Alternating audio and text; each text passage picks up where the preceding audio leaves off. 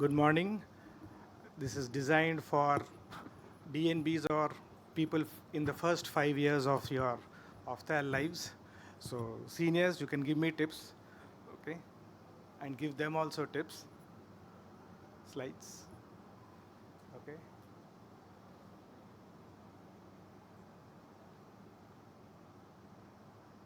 Yeah. Thank you. So financial literacy for the young ophthalmologist. Okay, so why this talk? Financial topic or financial planning is not covered at all, either in MBBS or DO or MS curriculums. Soft skill communications also, which are very important for doctors, are also not covered. But we see it in real life. We observe our consultants, we learn from our seniors, learning the art in vivo rather than in the abstract theory that is there in the books. We hardly have any open discussions on financial needs or planning, either with our colleagues or with consultants. So the first disclaimer is I am not a certified financial planner. This talk is only meant to sensitize the postgraduates so that you have the advantage of starting early enough so that you may reap the maximum benefits. So what fills up contents of dozens of channels, newspapers, blogs, and books cannot obviously be simplified in just 7 minutes. So anybody recognize this person? Warren Buffett. So Warren Buffett was worth $10,000 at the age of 26, but now he's worth over $100 billion. So, and the trick is that over 90% of his wealth was actually created after he turned 65. Okay. So the trick or the secret is the magic of compounding. So you have to start early as possible, systematic investing, and the effect of confounding the compounding variables are there. So these are some basics. The average salary in India is about 33,000 rupees. Earning 1 lakh per month puts you on the top 10% of income earners. Okay, you might think that's small, but that is what people declare. Okay, the PG stipend, as far as you know, in most states is about over 50,000 per month. Okay, so you're already earning 6 lakhs per month.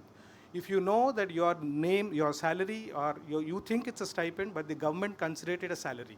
So you are a salaried person at 6 lakhs per month. Virtually now the tax regimes have changed significantly over the last 2 years. We have something called the Section 44 ADA, by which you can make your entire 6 lakh salary virtually tax free. You don't have to pay a rupee of tax as long as you put a small investment in some place. So the normal 50-30-20 budget rule. Okay, this is for an average salary. So I'm talking about a 33. For you being single and earning much more than the average salary, you should be able to put more into savings and investments rather than what is actually displayed or suggested here. So 50% of your salary should go towards your needs, which is your food, your room rent, your mobile bill, etc., petrol bill if you have a vehicle, and so on. 30% is for your wants. So these are not your needs to survive, but your wants. A fancy dress, a great party in the weekend. We have allocations for that.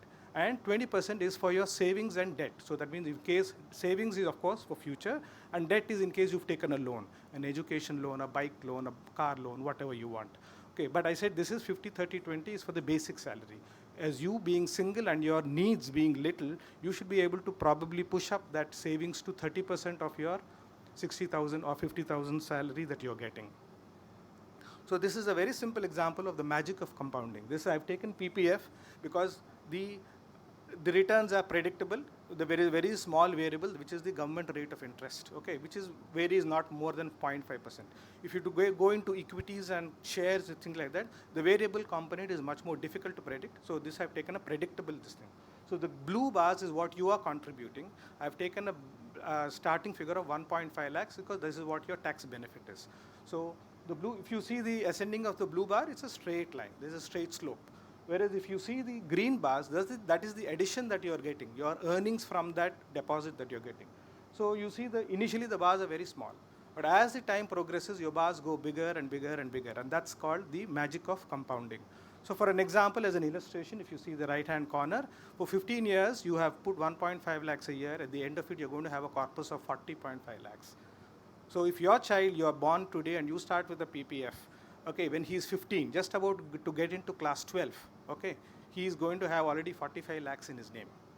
So this is the simplest thing that you can plan for a professional education. You extend that by another 5 years, your corpus is going to go up to, even though you've added only 7 lakhs in between, your corpus is going to go up to 66 lakhs, the lower left. You extend for another 5 years, he doesn't need, he got a merit seat, so you have that, save that money. So you want to push it to his wedding, okay, which is 25, 30 years down the line, you're going to have 1 crore in corpus for him, okay, or him or her. So that is the magic of compounding. The longer you stay invested, the bigger is the bonus that you get at the end of it.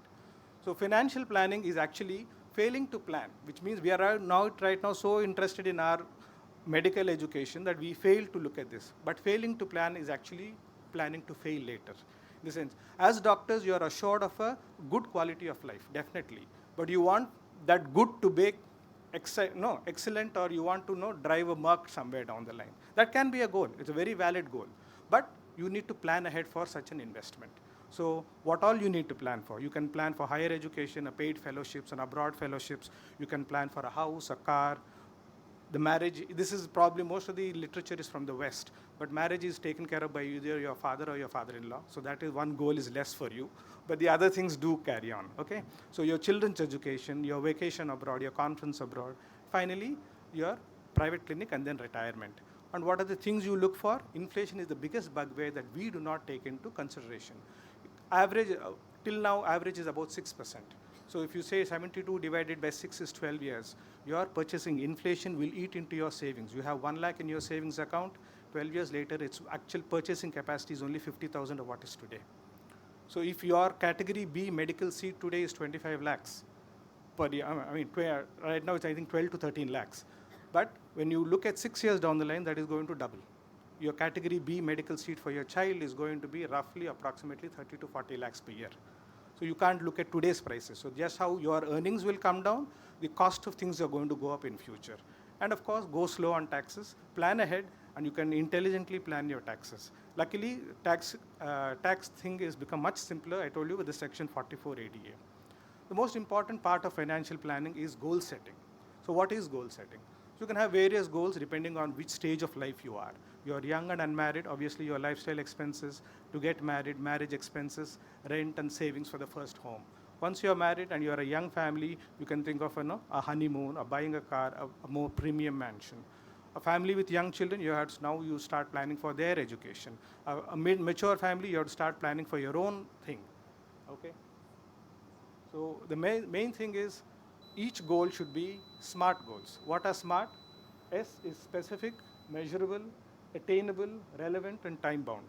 Okay, can I take 2 minutes? Yeah, 1 minute, okay. So specific, I said, a marriage, an apartment, a car. Measurable, what is the value of that? Okay, and considering the inflation. Is it attainable? As a PG, it might be fancy to want to earn a Maybach, but you have to have realistic goals, okay, relevant to you. And finally, it is time-bound. It's not a vague this thing. So you have roughly 5 years or 6 years ahead that you want this. So therefore, you can take into consideration the kind of investment and the inflation costs that add to it. Okay, this is the risk factor. So each age group has a risk factor. So the younger you are, you can take a greater risk, because then you have more time to correct if something goes wrong with it. Okay, so the youngest people have the lowest risk, and the retirees obviously have the highest risk.